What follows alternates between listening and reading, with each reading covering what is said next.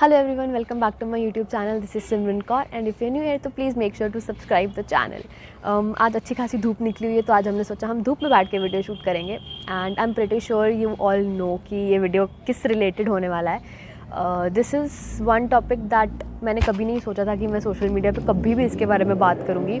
But after reading this book I think it's important that people know about this book and लोगों को ये book पढ़नी चाहिए because seriously I mean it when I say it's really worth a read. So before I start, अगर मेरी family में से कोई भी ये वीडियो देख रहा है तो either you can stop watching the video if you don't want to hear this things from me, और if you do watch the full video तो please do not talk to me about it. So this book includes 8 chapters and I will give you a brief of those 8 chapters one by one कि इस chapter में क्या है और इस chapter में क्या है. Obviously मैं सब कुछ नहीं बता दूंगी, अगर सब कुछ बता दे तो तुम बुक में क्या पढ़ोगे. I will just give you a brief कि इस चैप्टर में क्या है. So the title of the first chapter says history is something we should be proud of or not. I always knew कि ये चीज़ कहीं ना कहीं से तो शुरू हुई होगी, किसी ना किसी से तो शुरू हुई होगी, but I never thought that it actually started from God Indra. Shocking, I know. But before getting into it, I'm really sorry if this hurts anyone's sentiments, but after reading it in the book, I myself researched about it and it comes out to be true. So basically, God Indra tricked Gautam Rishi into going out of his house in the middle of the night. God Indra took the physical form of Gautam Rishi, went into his home where his wife was sleeping, and after that he left. And when Gautam Rishi came home and when he realized what has happened, उन्होंने basically god Indra को एक श्राप दे दिया था that he will have thousands of vaginas over his body which were later turned into thousands of eyes after remorsing. And Gautam Rishi ने अपनी wife Ahilya को भी एक श्राप दे दिया था दैट वो एक स्टोन में बदल गए थे and she letter became alive when Lord Rama put his foot on that stone. Now this was just one of the stories that were mentioned, that were written in the book, and as much as it is a shock to anyone, I think we deserve to know the history. The second chapter also starts with a question which is rape unique to humans? And the answer is no, it is not. This chapter was strangely very disturbing for me. So this includes some different tricks and techniques used by the male species to persuade female species, and some of them were very huge plans which made me think how these species can go to such an extent just to satisfy themselves. And this is a small chapter basically that shares how different female species from apes to seed beetles also have such situations, also have such disgusting experiences which they cannot run from. The third and the fourth chapter includes some interviews of the attackers and a detailed study on the patterns and types of rapes. It basically shares some stories of the attackers which involves reasons and the mental situations of the attackers when they happened to perform such acts. In these stories, it has been represented that rape does not necessarily has to do something with satisfying him or anything like that. It's all just the mental state of the attacker. Attacker usually wants to have a feeling of control and strength. Rapes against children is just horrible to another level. Although the same reasons has been shared with respect to children as well, the attacker just wants to feel strong and dominated or in control. Another important factor could be getting back to the child's parents for something they did. It becomes their mentality to hurt the child so as to hurt the parents. The one thing that I can conclude after these 2 chapters is in none of the stories the attacker's motive was to sexually satisfy himself. There were always some other reasons. The 5th chapter includes some facts and studies about something that I don't think I need to give a brief on, so I'm going to skip this part. The 6th chapter includes how to help the survivor deal with this situation. I'll share some of the things that were mentioned in the book. So the first point is remain calm, listen to them and believe in them. Listen to their story when they are ready to tell. Do not force them to share. Point 2, give them freedom to choose what happens next in their life. They should be able to make their decisions for themselves freely. Do not try to control their life in any manner. Third point, encourage counseling. This explains itself, but again, don't try to put your decisions onto them. Just give them a suggestion and let them decide.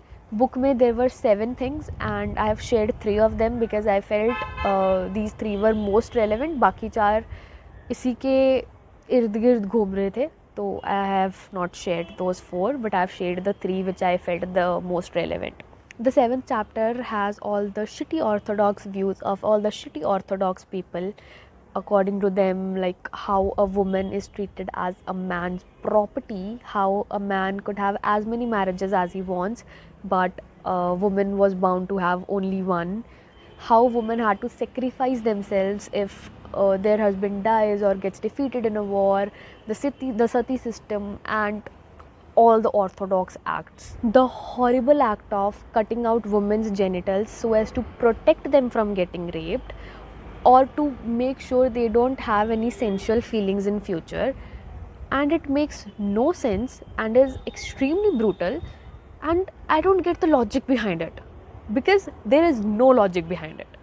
I already knew about this ritual, तो ये पढ़ के मुझे कुछ ज़्यादा शौक नहीं लगा था, genuinely I'll tell you, but इसके बाद जो मैंने पढ़ा, वो पढ़ने के बाद मेरे दिमाग का हो गया था. Basically, back in the time, some tantrics used to eat those genitals to receive some kind of supernatural powers, and I'm like, what? And I think कुछ places में ये ritual अभी भी होता है, and I don't know. मैंने बहुत सोचा कि ये चीज़ मैं इस वीडियो में इंक्लूड करूँ या नहीं करूँ, but then I thought कर देते हैं. Last, that is the 8th chapter, is basically a way out. What all should we do to keep ourselves protected and the men of our society educated enough to not take such steps, which included proper sex education, teaching children about good touch and bad touch, legalizing prostitution, which I believe would really help in decreasing rape cases, as these attackers will actually have somewhere to go in such situations. And of course, measures to take while you go and meet someone in person that you have met online. Each and everything written in this chapter makes sense and is really a way out if we are, ready to take those steps. Coming to the end, मैं बस इतना कहूँगी, this book made me feel horrible and disgusted. This is the fastest I've ever read any book. Completed this in I think 3 days, and not because I was enjoying it, but because I wanted it to end. But also at the same time, it's a really good read. The book genuinely justifies the title, that why does a man rape. After reading the book, after completing the book, I can actually say that I do understand, or I at least have an idea about what all goes into the mind of an attacker when he decides to perform such acts. I am definitely not saying what they do is justified, not at all, but I used to think that this was just about having sexual pleasure and satisfying himself, but no, it's not. It's much more than that. Now that we know why does a man rape, I think we need to take measures that a man should never want to rape in the first place, which will only happen if a man is raised right and he has a proper control over his emotions and over his mind. एक चीज़ जो मैंने book पढ़ने के बाद realise करा है कि एक इंसान की मेंटालिटी बहुत ज़्यादा डिपेंड करती है कि उसका जो चाइल्डहुड है वो कैसा निकला है. बिकॉज 90% ऑफ द स्टोरीज़ में जो भी ये अटैकर्स हैं, they did not have a very good childhood, because उनके बचपन में जो उनके फादर हैं वो उनकी मदर को रिस्पेक्ट नहीं करते, उनको पीटते मारते हैं या वॉटेवर.